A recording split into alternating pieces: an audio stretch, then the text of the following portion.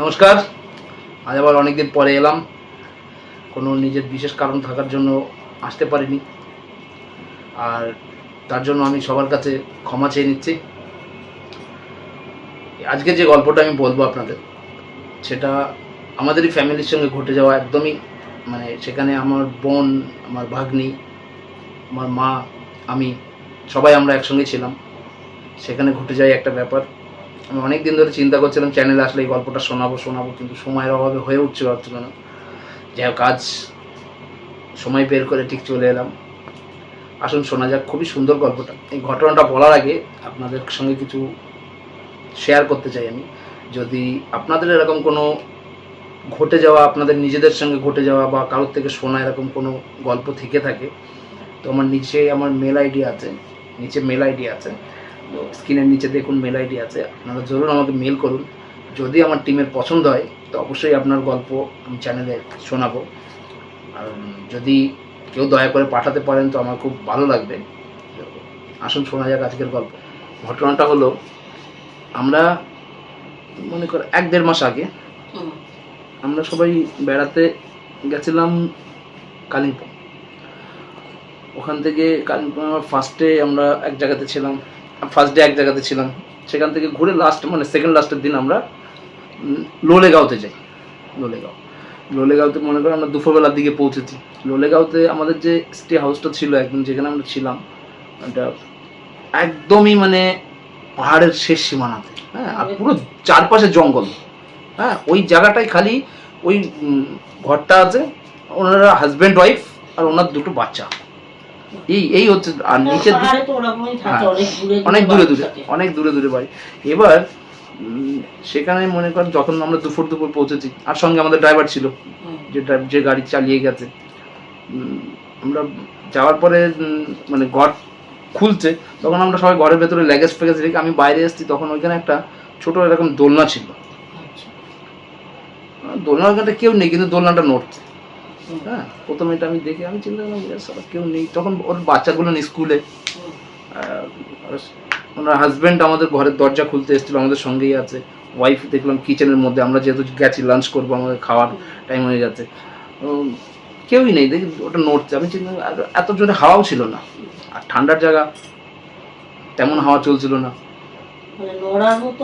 নড়ার মতো ওইটা যে নড়বে এরকম কোনো হাওয়া চলছিল না। আমি দেখে আমি এত সিরিয়াস নিই না, হতে পারে কেউ হয়তো বসেছিল, চলে গেছে, ভালো কি মন্দ, আমি এত সিরিয়াস নিই। আমরা সবাই ওইখানে গিয়ে বসে সন্ধেবেলায় মনে করো সবাই টায়ার্ড হয়ে গেছিলাম, আমরা এত জার্নি করে গেছি।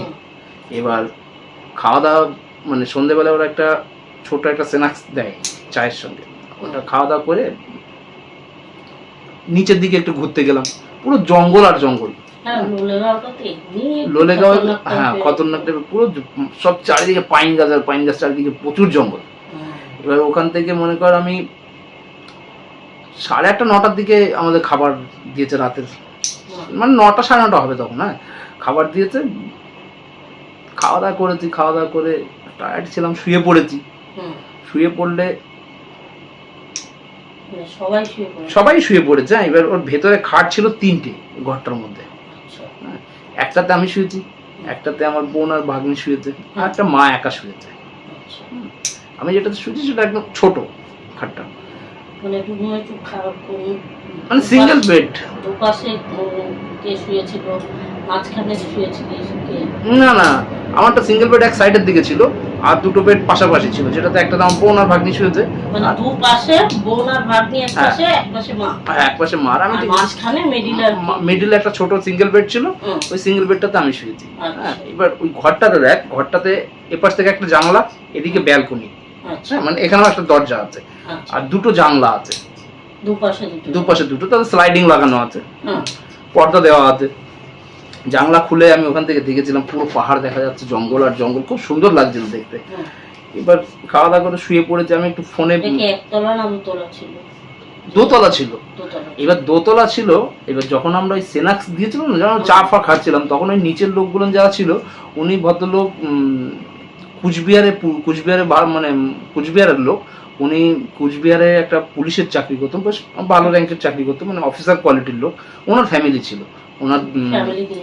ছিল, তো ওরা কিন্তু এইসবই ডিসকাস করছিল, না না এখানে থাকার মতো না, রিক্সের ব্যাপার। আমি অত মানে শুনে, হ্যাঁ এবার এরা ডিসকাস করছিল আমি শুনেছি।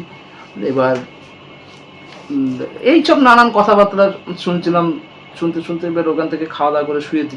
রাত্রেবেলায় আমার মা সিরিয়াল দেখছিল মোবাইলে, মা আর বোন সিরিয়াল দেখছিল। সিরিয়াল আমি আর ভাগ্নি ঘুমিয়ে গেছিলাম।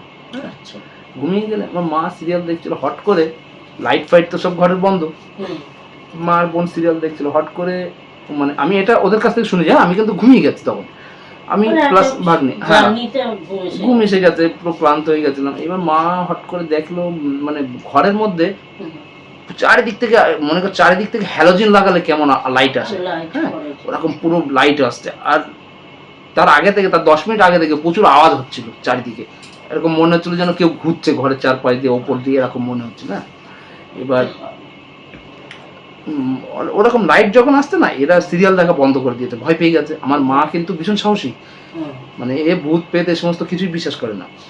যখন এরকম হয়েছে অ্যাক্সিডেন্টলি, যখন চারিদিক থেকে আলো আসছে, আর ওপরে অ্যাডজাস্ট ফ্যান লাগানো ছিল, অ্যাডজাস্ট ফ্যানের একটা তো ইয়ে ছিল, হোল ছিল, একটা বড় গর্ত ছিল, এরকম রাউন্ড টাইপের থাকে না যেখানটা অ্যাডজাস্ট ফ্যান লাগায়, তো ওইখান থেকে বেশি লাইটটা আসছিল। হ্যাঁ ওখান থেকে যখন লাইট এরকম আসা শুরু হয়েছে, মনে হচ্ছে কেউ জোরে দৌড়াচ্ছে ঘরের চারপাশে, তাণ্ডব হচ্ছে, ভীষণ ভাবে তাণ্ডব হচ্ছে। পাহাড়ি জায়গায় কি হয় না একটু মানে হ্যাঁ পাহাড়ি জায়গায় এই প্রবলেম হয়, একটু হালকা হাঁটলেও সেই আওয়াজটা শোনা যায়। এবার এরকম বাইরে যখন এরকম হাঁটাহাঁটি হচ্ছে, ভীষণ জোরে কেউ ঘুরছে এরকম মনে হচ্ছে, প্লাস ইভেন এমন মনে হচ্ছে যেন ওপরে কেউ চলাফেরা করছে, নানান প্রবলেম হচ্ছে। নিচের লোকটা তখন, নিচের ভদ্রমহিলা তখন চিল্লিয়ে উঠেছে, হ্যাঁ তখন চিল্লিয়ে উঠে, নিচে যারা ছিল চিল্লিয়ে যখন উঠেছে, তারপর দেখলে মুশকিল ব্যাপার। তখন মা মানে বোন তখন মাকে জড়িয়ে ধরেছে, হ্যাঁ জড়িয়ে ধরে, হ্যাঁ ভয় পেয়েছে। আর চিল্লানোর কারণ হচ্ছে, তার কারণ খুব বাজেভাবে হাসছিল কেউ বাইরে, হ্যাঁ এইবার যখন বাজেভাবে যখন হাসছিল, বোন জড়িয়ে ধরেছে মাকে ভয়তে, তখন মা আমাকে ডেকে তুলেছে। আমাকে ডেকে তুললে আমি বললাম আমি ব্যালকনিতে গিয়ে দেখি, কিন্তু দেখতে দিল না, আমাকে যেতে দিল না। ওই স্লাইডিং যে কাঁচ লাগানো ছিল, আমি ওটা সরিয়ে আমরা 3 জন গেছি আস্তে আস্তে, হ্যাঁ মানে একে অপরের হাত ধরে গেছে। আমারও ভয় লাগছিল, এমন ব্যাপার না যে এরকম কি হয়ে গেল, ঘুমের থেকে উঠেছি, হ্যাঁ স্বাভাবিক ব্যাপার। স্লাইডিং এর কাজটা সরিয়ে যখন আমি দেখলাম কিছু একটা জ্বলছে, হ্যাঁ ওই মানে ওই পেছন দিকটাতে কি হচ্ছে, ওখানে পুরো জঙ্গল, ওখানে যাওয়ার মতন রাস্তাই নেই, একদম পাহাড়ের ওপরে জঙ্গলের মধ্যে কিছু একটা জ্বলছে এরকম মনে হচ্ছে, মানে খুব লাইট, খুবই লাইট, আগুনের মতন পুরো লাইট মনে হচ্ছে, এরকম না আগুন জ্বললে কেমন আলো হয় ওরকম আলো ভীষণ ভাবে জ্বলছে। এবার ঘন জঙ্গলের মধ্যে এটা একটা চিন্তার ব্যাপার। আমি চিন্তা করলাম যে এরকম হোক, যা হবে, আমি স্লাইডিংটা লাগিয়ে পর্দাটা ঠিকভাবে লাগিয়ে দিয়েছি। আরো 10-15 মিনিট আলো ছিল, তারপর বন্ধ হয়ে গেছে। এবার সকালবেলায় সকাল ঘুম ভেঙে গেছে, সবাই উঠেছি। উঠলে যাদের মানে যাদের থেকে আমরা ভাড়া নিয়েছিলাম, রেন্টে নিয়েছিলাম, রুম ওনার যে ছিল, ওনারের যে মিসেস ছিল, উনি খাবার দিতে এসছে। খাবার দিতে আসলে আমার মা প্রথম ওনাকে ধরেছে, এই রাত্রে এখানে কোনো প্রবলেম হয়, তো ভদ্রমহিলা কোনো কথাই বললো না, উনি আর কি চেপে গেল, পুরো চেপে গেলে চলে গেল। ওনার হাজবেন্ডকে জিজ্ঞাসা করা হলো পরে, খাবার দাবার যখন মানে খাওয়া হয়ে গেছে, হাজবেন্ডকে জিজ্ঞাসা করা হলো। হাজবেন্ড বলতো না না এরকম কোনো ব্যাপার নেই, এরকম বলে মানে একদম ক্যাজুয়াল ভাবে নিল একদম, হ্যাঁ চলে গেল। ড্রাইভারকে বললাম, ড্রাইভার বলতে দাদা হতে পারে পাহাড়ি জায়গা তো, মানে উনিও তেমন ভাবে বলতে ছিল না, হ্যাঁ মানে এরা সবাই জানে কিন্তু কেউ বলছে না। এবার কি হলো, নিচের ভদ্রলোক উনি আমাকে বলছে যে আপনারা কোথা থেকে এসছেন, মানে আলাপ করার জন্য কথাবার্তা বললাম। আমি তখন আমাকে জিজ্ঞাসা করলাম, আমি স্যার রাত্রেবেলায় কি আপনাদের ঘর থেকে খুব জোরে চিল্লানোর আওয়াজ এসেছিল? তো বলছে দাদা আমরা 2 দিন ধরে এখানে আছি, 2 দিন হয়ে গেছে, আজকে নিয়ে আমাদের 2 দিন হলো। এই 2 দিন ধরে একই প্রবলেম ক্রিয়েট হচ্ছে, রাত্রেবেলায় এখানে কিছু মানে যেটা না হওয়ার সেটাই হচ্ছে। কি বলুন তো, আমি ওনাকে আর বলিনি যে আমি দেখেছি বা শুনেছি। বলছে ভীষণ জোরে লাইট আসে কিছু একটা ফোকাসের মতো, হ্যাঁ সেমই ব্যাপার, একটা ভীষণ জোরে ফোকাস আসছে, আর বাইরে চলাফেরা করছে, কেউ হাসছে জোরে জোরে, একটা বাজে ব্যাপার। হ্যাঁ সেম জিনিস হচ্ছে। তো কালকে কি হচ্ছে, আমার মেয়ে দরজাটা খুলে বাইরে বেরোনোর চেষ্টা করছিল, তো ওইখানে কেউ মানে একটা বিকট কেউ দাঁড়িয়েছিল দরজার পেছন দিকে। পরে সঙ্গে সঙ্গে দরজা টেনে দিয়েছি আমি, তো ওইটা দেখে ও চিল্লে উঠেছে। আমি তখন জিজ্ঞাসা করলাম মানে বিকট বলতে কেমন দেখতে? বলছে দাদা অন্ধকারের মধ্যে তো তেমন বোঝা যায়নি, তবে চেহারাটাই খুব লম্বা চওড়া বিকট ব্যাপার ছিল একটা। হ্যাঁ শুনলাম, আমি বললাম দাদা আমিও দেখেছি এরকম এরকম ব্যাপার। বলছে ওই পাহাড়ের ওদিক থেকেই লাইটটা আসে, আমিও দেখেছি ওইখানে কিছু একটা জলে। এইবার এই সমস্ত কথাবার্তা হলো। এবার সেদিনকে আমরা চিন্তা করলাম আমরা আর এখানে থাকবো না। অ্যাকচুয়ালি কি হয়, পাহাড়ি জায়গায় ওরা ওদের না, ওরা মাটিতে মানে হাত পোতে, কিন্তু ওরা বাড়িতেই হচ্ছে কবর দেয়। হ্যাঁ হতে যার পারে, কারণে এইসব জিনিসগুলো হতে পারে, এরকম কিছু হতে পারে। এবার কি হচ্ছে শোনো, আমরা চিন্তা করলাম ওখানে আর থাকবো না। তো ওখান থেকে যখন আমরা সব মানে পয়সা করি মিটিয়ে দিয়ে বেরিয়ে আসছি, তখন উনি ভদ্রলোক আমার কাছে অনেকবার জিজ্ঞাসা করেছে যে কেন চলে যাচ্ছেন। আর নিচে যারা ছিল ওনারাও থাকবে না, ওনারাও বললো ওনারাও চলে যাবে, ওনাদের গাড়ি আসতে দেরি আছে, আধা ঘন্টা 1 ঘন্টা পরে আসবে বলেছে, গাড়ি বেরিয়ে যাবে। আমরা ঠিক 4টে 4:30 সময় বেরিয়ে আমরা অন্য কোথাও গিয়ে স্টে করবো বা থাকবো এরকম চিন্তা করলাম। তখন ড্রাইভারটা কি বলছে যে দাদা রাত্রে এর জন্য আমরা এইখানে আনতে চাই না, কিন্তু কোথাও রুম পাইনি বলে এখানে নিয়ে এসছে আপনাদের। এই ব্যাপারটা হচ্ছে এখানে এই প্রবলেমটা বহুত দিন ধরেই হচ্ছে। আপনাদের তখন বলিনি, এবার যেহেতু এখান থেকে চলে এসছেন আর থাকবেন না, যদি রাতে থাকতেন তাহলে শুনলে টেনশন হতো। অ্যাকচুয়ালি আমার থাকার ইচ্ছা ছিল লোলেগাঁওতে আরেকদিন, খুব সুন্দর লোকেশন, কিন্তু যদি কখনো সময় পাস একবার গিয়ে দেখবি, খুবই সুন্দর লোকেশন, খুব সুন্দর। এরকম মানে রিস্ক নিয়ে তো কিন্তু উনি বলেনি, কারণ উনি বলছে যে এত রিস্কের মধ্যে, মানে রিস্কের মধ্যে বলছে আমারও ইচ্ছা ছিল না যে আপনারা থাকুন, হ্যাঁ এর জন্য আপনাদের বলিনি, এখন বলছি। আমিও কিন্তু এর আগে যতবার এসেছি ম্যাক্সিমাম লোক সবাই আমাকে এই সেম প্রবলেমের কথাই বলেছে, ভয় পেয়েছে না কিছু হয়েছে এরকম, মানে ওখানে কিছু একটা অলৌকিক ব্যাপার আছে।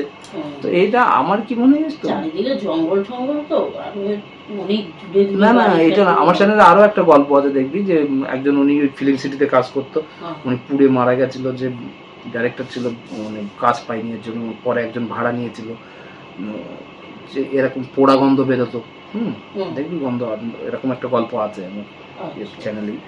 তো এটা কি হয় জানিস তো, অনেক সময় মানে মানুষ যেভাবে মরে সেই রূপটাকে চেঞ্জ হতে সময় লাগে। তো হয়তো কেউ এরকমভাবে মরেছিল পুড়ে টুড়ে বা কিছু একটা প্রবলেম হয়েছে, যার আত্মা এখনো শান্তি পায়নি, হ্যাঁ এর জন্য এরকম হতে থাকে। যাই হোক, এই পর্যন্তই গল্পটা আজকে। আপনাদের কেমন লাগলো অবশ্যই জানাবেন আমাকে। আর আপনাদের যদি সেরকম কোনো গল্প থেকে থাকে এরকম, তো অবশ্যই আমাকে মেল করবেন। আমার মেল আইডি নিচে স্ক্রিনে দেওয়া আছে। নমস্কার।